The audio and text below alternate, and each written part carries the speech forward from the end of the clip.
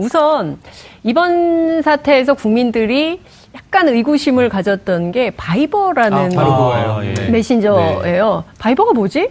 바이버 쓰시는 분 손? 저. 바이버 쓰세요? 바이버 쓰세요? 많습니다. 바이버 쓰십니까? 많습니다. 바이버 쓰시는 분이 얘기 좀 해주세요. 바이버 사람은 유형이 정해져 있어요. 외국과 비즈니스를 많이 하는 사람이에요. 2009년에 스마트폰이 나오자마자 바이버를 먼저 깔았는데 여기서 안철수 전 후보가 또 의심을 받는 거죠. 그렇죠. 왜냐하면 뭐 안랩을 창업한 또 누가 봐도 벤처 CEO 그리고 이제 IT맨 그리고 외국과도 많이 통화합니다. 미국도 자주 가시고 바이버는 비즈니스 하는데 IT 비즈니스맨들이 바이버는 필수로 씁니다. 컨퍼런스 콜 같은 걸 외국이랑 하는데 너무 좋아요. 이 해외 국제 통화가 거의 무료예요. 그리고 두 번째, 보안이 튼튼해요. 국내 거에 비해서. 국내 것은 기술적인 보안이 나쁜 게 아니라 카카오도 보안 좋은데 이 정부가 요청하면은 협조해야 되는 거지 않습니까? 그러니까요. 정치 권력 때문에. 네. 그래서 다 텔레그램으로 그렇죠. 이민을 정치 망명을 그 사이버 망명을 했었죠. 텔레그램은 러시아 과학자가 개발했지만 이제 독일로 가 있는 사람이 이제 개발한 것이고 그게 이 보안 기술의 문제보다는 보안 정책의 문제다. 카카오는 국내 업체라 정부의 압력이 취약하다. 하지만 외국 업체야 뭐 우리나라가 협조 요청을 해도 우리는 공개 못합니다 하면 끝. 바이버를 많이 써요. 그래서 제가 보기에는 정치인이 바이버를 쓸 이유는 별로 없어요. 뭐 카카오톡도 있고 굳이 보안이면 텔레그램도 있고 그런데 바이버를 쓰는 이유는 국민의당 누군가가 바이버를 쓰기 때문에. 누가 씁니까? 그와 통신을 하려면 바이버를 깔아야 되는 거예요, 앱을. 네. 그건 안철수 후보라고 저는 확신합니다, 여기서. 바이버를 국민의당에 이렇게 확산시킨 사람은 예, 이 벤처 CEO 출신인 안철수 후보의 가능성이 매우 높다. 거의 단정적으로. 저는 100%라는 말은 안 하고 90% 정도. 만약에 소송에 대비해서 하시는데요. 변호사님 옆에 계시니까 가능성이 믿고 높다라고 추정을 해봅니다. 안전하게 얘기를 해야죠. 100% 단정한다 이러면 안 돼요. 괜찮습니다. 안철수 전 대표가 바이버를 썼다라는 정도의 이야기는 뭐 전혀 왜냐면 바이버 쓰는 게 문제가 안 되니까요. 그래서 저는 바이버를 쓰고 있고 그래서 안 후보와 안 후보가 몸은 하나잖아요. 뚜벅이 유세 하고 있었던 때잖아요. 아까 말씀드린 대로 바이버를 쓴 것으로 알려진 거죠? 예, 그렇죠. 맞습니다. 그래서 당시 이제 더불어민주당 같은 경우에는 텔레그램으로 모든 선거와 관련된 자료라든가 내용을 공유를 했었고요. 그다음에 이제 국민의당 같은 경우에는 바이버를 주로 완전히 다 이용한 것은 아니었지만 안철수 당시에 이제 후보와 굉장히 좀 가깝게 연락을 소통하는 사람들은 바이버를 이제 많이 깔아서 사용을 연락을 했었다라고 그렇게 전해지고는 있습니다. 그리고 이제 이 바이버가 왜 여기서 문제가 되느냐라는 것을 좀 짚어볼 필요가 있는데요. 사실은 이 녹취록이 공개된 게 5월 5일인데 이준서 전 최고위원이 박지원 당시 이제 상임대표에게, 선거 상임대표에게 이 내용을, 이유미 씨가 제보한 그 카카오톡 캡처 화면 12장을 미리 보냈다라는 겁니다. 근데 그게 미리 보낸 게 바로 5월 1일 날짜로 보냈는데 그거를 바로 바이버라는 것을 통해서 보냈다라고 지금 이야기를 하고 있는 겁니다. 그렇다고 한다면 지금 이유미 씨와 이준서 최고위원은 카카오톡으로 뭔가 주고받은 내용을 증거로 해가지고 캡처해갖고 보냈는데 왜 이것을 캡처해가지고 보낼 때는 바이버로 보냈을까라는 게 그렇죠. 카카오톡으로 안 하고 그게 하나 문제인 거고요. 그다음에 두 번째는 박지원 전 대표 같은 경우에는 나는 관계없다라고 지금 이야기를 하면서 지금 해명을 하는 이야기가 탄핵 이후로 대선 전국으로 본인이 굉장히 공격을 받아가지고 문자 폭탄을 많이 받았기 때문에 이 휴대폰을 두 개를 들고 다니면서 하나는 비서에게 줬다. 그래서 비서에게 줬는데 비서가 나한테 안 알려줬다라고 얘기를 하고 있으면서 비서 같은 경우에는 뭐 이 내용 자체가 별로 중요한 것을 생각하지 않았다라고 해서 안 알렸다라고 지금 이야기를 하고 있는데 해명을 들어보면 좀 납득하기가 어렵습니다. 왜냐하면 문자 폭탄을 많이 보내서 비서가 이걸 가지고 있다. 뭐 거기까지는 그럴 수 있는데 지금 이 받은 문자가 그냥 문자나 카카오톡으로 막 이렇게 날라온 게 아니라 바이버를 통해서 온 거거든요. 저희가 지금 이야기해봤지만 국민들 중에 바이버 쓰는 사람도 많지 않고 텔레그램도 많지가 않습니다. 그렇다고 한다면 이 내용이 바이버로 왔다라고 하면 비서는 이걸 굉장히 중요하다라는 걸 판단할 수밖에 없었고 또 온 내용 자체가 지금 박지원 전 대표가 그 당시에 뭐 문모닝이라고 할 정도로 굉장히 강도 높게 주장을 하고 비판을 하고 있었던 상황에서 그걸 뒷받침할 수 있는 아주 강력한 증거였다라고 하는데 이것을 비서가 보고를 하지 않았다? 국민들은 좀 이 부분에 있어서 납득하기가 좀 어려울 거라고 생각이 됩니다. 근데 이 사건의 흐름을 쭉 지켜보면 말이죠. 처음에는 국민들이 충격을 받았어요. 이제 이유미 씨 자체의 1인 역할극, 핸드폰 3개 두고 했던 1인 역할극에 굉장히 놀랐지만 이게 계속 사건을 따라가다 보면 오히려 이유미 씨가 이게 도둑이 제발 저린다고 이거 빨리 좀 해결했으면 좋겠다고 생각을 했는데 오히려 당에서 이거 공개되면 우리 당 완전히 망한다. 이거 안 된다. 이걸 막은 흔적 또 나오고 있는 거 아닌가요? 막았을지 안 했을지 예, 확신할 수는 없습니다만은 네. 통상 이런 사건이 벌어지면 당사자는 도움을 요청하죠.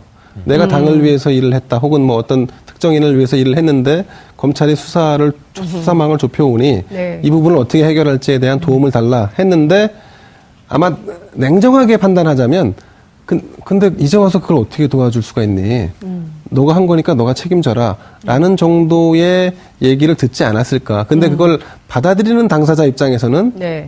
꼬리 자르기 위해서 나에게 다 덤태기를 쓰라고 하는 것으로 인식될 수 있고 당의 입장에서는 또 상대적으로 결국 네가 조작한 물건을 가져와서 이제 와서 당에서 도움을 요청하고 그럼 당도 같이 죽자는 얘기냐 라고 하는 반응이 오고 간 것을 상대적으로 해석하면은 그렇게 약간 극단적으로 좀 나올 수 있는 부분이 아닌가 싶습니다. 네, 그렇군요. 이제 검찰 조사가 본격화될 텐데요. 김남국 변호사님 어떻게 전망하십니까? 검찰이 이 사건 어디까지 칼끝을 겨눌까요? 네, 일단은 검찰 같은 경우에는 성역 없는 수사를 하겠다라고 지금 할 수밖에 없는 상황이기 때문에 네. 아마 수사는 크게 두 갈래로 갈 것으로 생각이 됩니다. 첫 번째는 이 녹취록이 지금 보고가 되어 있기 때문에 이 보고 라인에 있었던 사람들은 전부 다 조사를 할 수밖에 없고요. 물론 이제 처음에 조사를 할 때 피의자 신분으로 조사하기는 어렵지만 네. 그래도 참고인 조사로 해서 보고를 받을 때에 처음에 그때 당시에 그 경위라든지 정황이라든지 그런 부분에 있어서 수사를 할 수밖에 없고요. 그다음 이제 두 번째 방향은 크로스 체크한 이 검증팀 누가 네. 이것을 검증했느냐라는 그 부분에 또 초점을 맞출 겁니다. 사실은 이게 이제 뭐 공개가 되었을 때 네티즌들도 그 파슨스 그 스쿨의 그 동기 명부를 찾아가지고 검증을 할 정도로 굉장히 좀 쉽게 확인을 할 수 있었고요. 네티즌 수사대. 네티즌 수사대. 예, 그리고 아까 이제 최영일 교수님께서 예. 말씀을 하셨지만 5월 7일 날 문준용 씨의 동기가 이거 아니다라고 하면서 조목조목 반박을 했기 때문에 그 부분에 그 당시 이유로만으로도 검증을 하면 됐을 텐데 검증이 이루어지지 않은 부분이 있기 때문에 아마 네. 검찰에서는 보고 라인과 검증을 했다라고 한다면 이 검증을 어떻게 했느냐라는 네. 어떤 그 두 라인 선상에서 참고인 조사를 할 것으로 생각이 되고요. 네. 그다음 이제 세 번째는 이 녹취록을 만들 때 동생과 이렇게 그 통화를 해서 이렇게 동생의 도움을 받아서 했는데 아마 이분이 혼자 했을 때 이렇게 조작을 했다라고 하면 네. 분명히 뭔가 말을 했을 겁니다. 이거 내가 뭐 혼자 했다라고 그냥 혼자 이렇게 뭐 해서 할 수도 있겠지만 네. 뭐 당과 관련된 내용을 조금이라도 뭔가 이야기를 했을 수가 있기 때문에 지금 뭐 1차 조사는 끝났다라고 이야기가 되고 있는데 네. 아마도 이 녹취록을 실제 녹취한 데 협조한 그 공범을 불러다가 이유미 씨한테 어떻게 부탁을 받고 구체적으로 뭘 했느냐 그리고 혼자 했느냐라는 어떤 그런 부분에 좀 초점을 맞춰 수사를 할 것으로 생각이 됩니다. 검찰 포토라인에 안철수 전 후보, 박지원 의원 설까요, 안 설까요?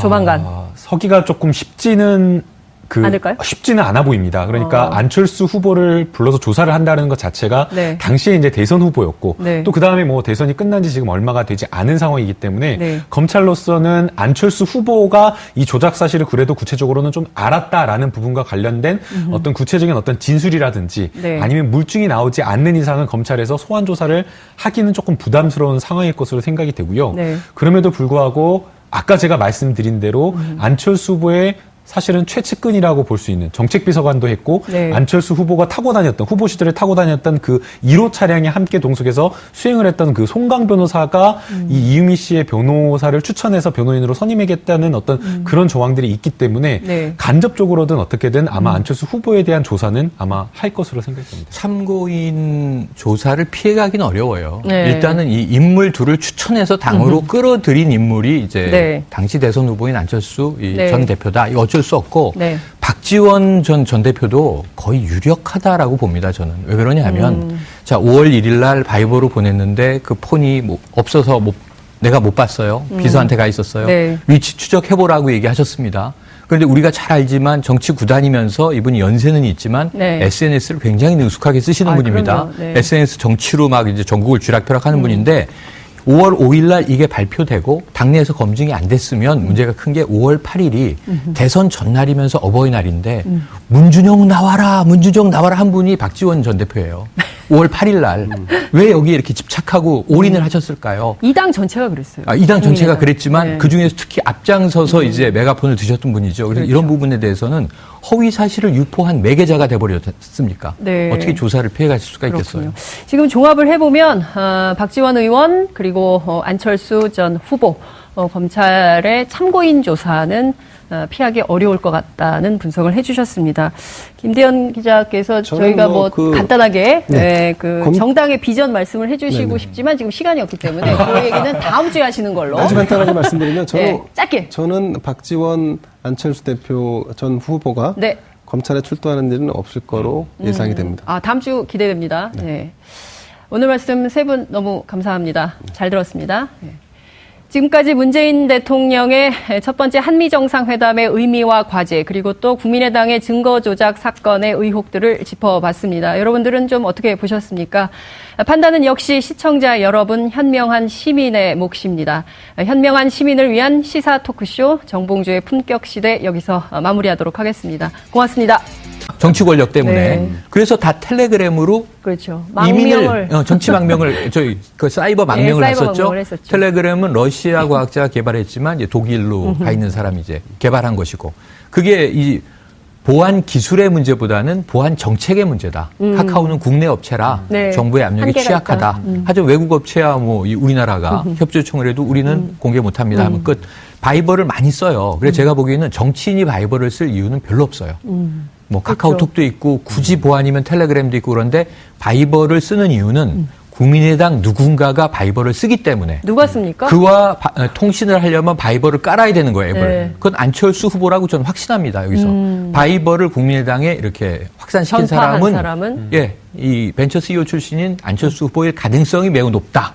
거의 단정적으로. 저는 100%라는 말은 안 하고 90% 정도. 만약에 소송에 대비해서 하시는데요. 90%라고 지금 이야기를 하고 있는데 해명을 들어보면 좀 납득하기가 어렵습니다. 왜냐하면 문자 폭탄을 많이 보내서 비서가 이걸 가지고 있다.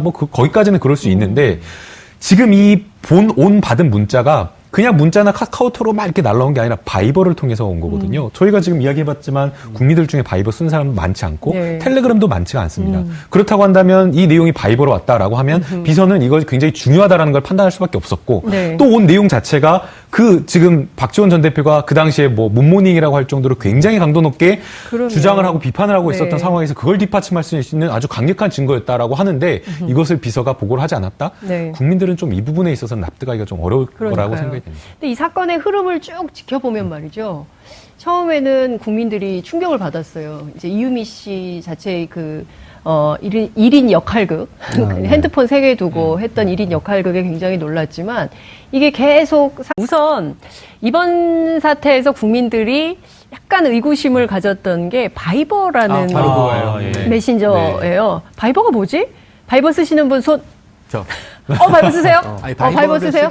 바이버 쓰십니까? 많습니다. 바이버 쓰시는 분이 얘기 좀 해주세요. 바이버 쓰는 사람은 유형이 정해져 있어요. 외국과 비즈니스를 많이 하는 사람이에요. 2009년에 스마트폰이 나오자마자 바이버를 먼저 깔았는데 여기서 안철수 전 후보가 또 의심을 받는 거죠.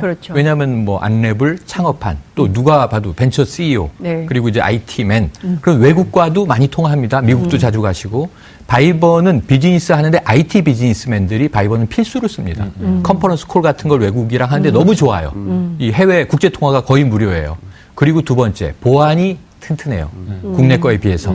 국내 것은 기술적인 보안이 나쁜 게 아니라 카카오도 보안 좋은데 이 정부가 요청하면은 협조해야 되는 거지 않습니까? 안철수 이준서 전 최고위원이 박지원 당시 이제 상임대표에게 선거 상임대표에게 이 내용을 이유미 씨가 제보한 카카오톡 캡처 화면 12장을 미리 보냈다라는 겁니다. 근데 그게 미리 보낸 게 바로 5월 1일 날짜로 보냈는데 그거를 바로 바이버라는 것을 통해서 보냈다라고 지금 이야기를 하고 있는 겁니다.